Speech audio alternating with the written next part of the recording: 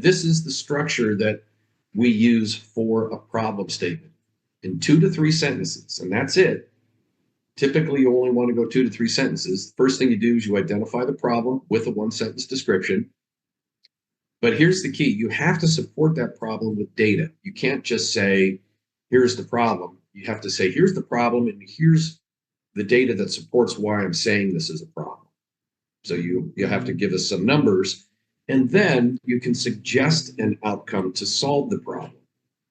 You can't actually give the solution because this is only step 1 of 7 steps, but you can suggest what you're trying to accomplish in this completed staff work 7-step process. So that's the idea behind having that structure in 2 to 3 sentences.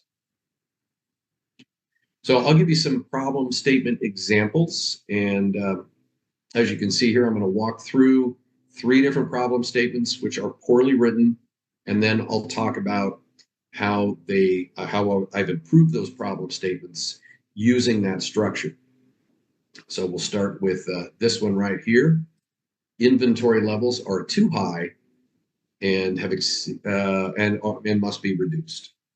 Okay, so that's 1 sentence, and it's clearly not part of the structure of problem statements. So here we go.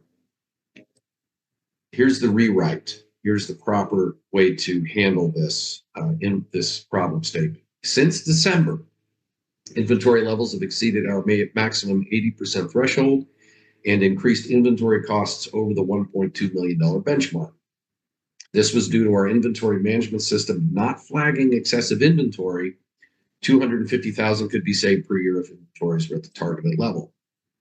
So where did I get all of this from that? Well, I made it up. But if you worked at this organization, then you'd have access to all this information, and knowing that there's a structure for a problem statement, you would plug this into that structure. All right, here's another one. Human resources is taking too long to fill personnel requests. Here's the rewrite using the proper structure for a problem statement.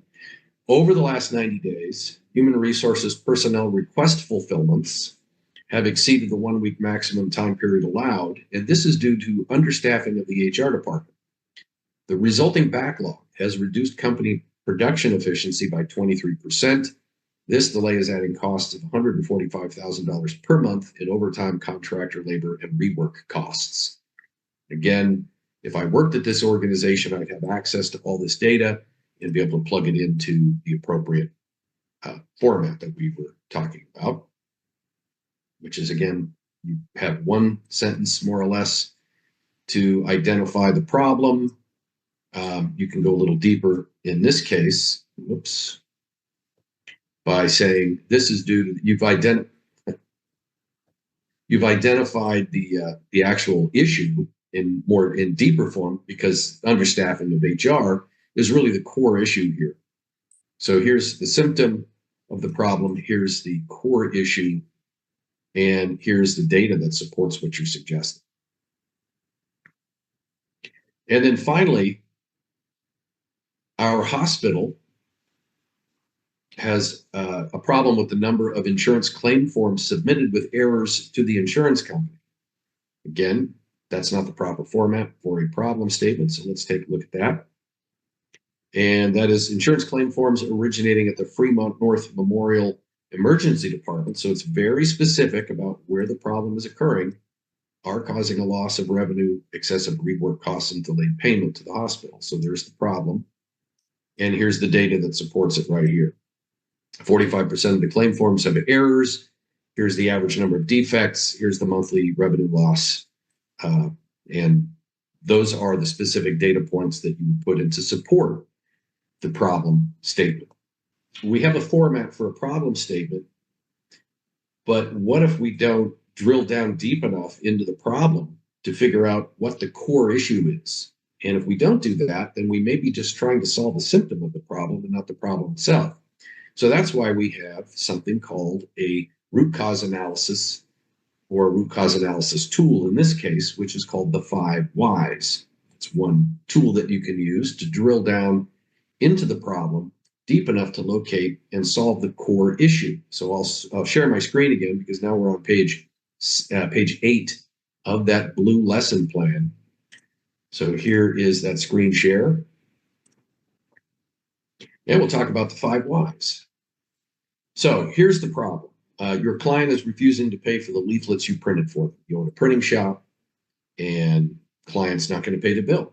Well, why? Let's start with the first why.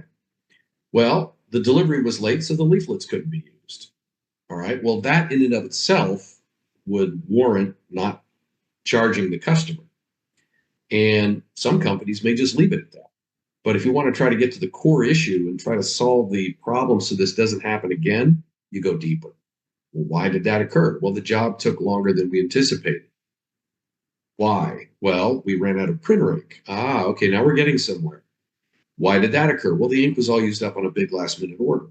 Well, how can you use up all the ink? You're a printing shop. Well, we didn't have enough in stock. And we couldn't order it quickly enough. So there's the root cause. So having identified the root cause of the problem, now you need to come up with a countermeasure. So here we go.